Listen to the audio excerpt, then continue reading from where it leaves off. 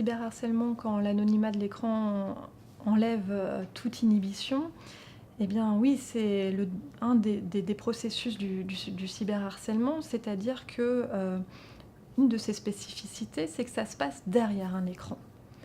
Et alors, le harceleur, mais après les témoins, hein, peuvent, se masquer, vont pouvoir avoir un faux profil, vont pouvoir, se doter de pseudonymes, et cetera.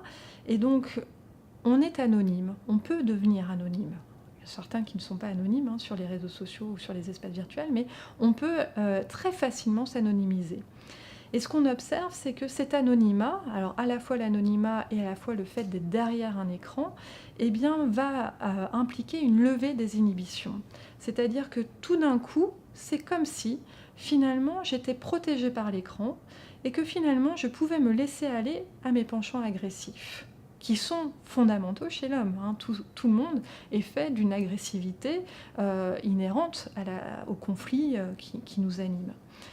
Et ici, eh bien, on va pouvoir se laisser aller au plaisir d'être agressif, hein, avec les autres.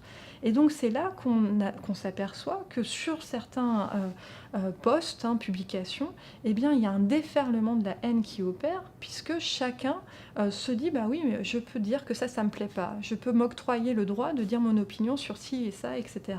Et puis par un effet de groupe, alors, eh bien, pourquoi lui le dit et pourquoi pas moi, et ainsi de suite, hein. Chacun va du coup s'animer de sa propre agressivité à l'encontre de l'autre, dans cette jouissance finalement de pouvoir avoir justement le pouvoir sur un autre, hein, de pouvoir le détruire.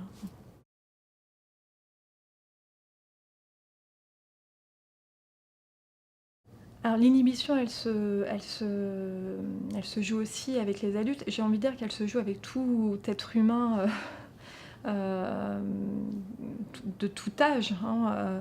Il y a quelque chose d'une irréalité du virtuel, et c'est pour ça que très longtemps on a apposé virtuel et réel, hein, en se disant que le virtuel était complètement un autre monde, en oubliant la dimension de réalité du virtuel.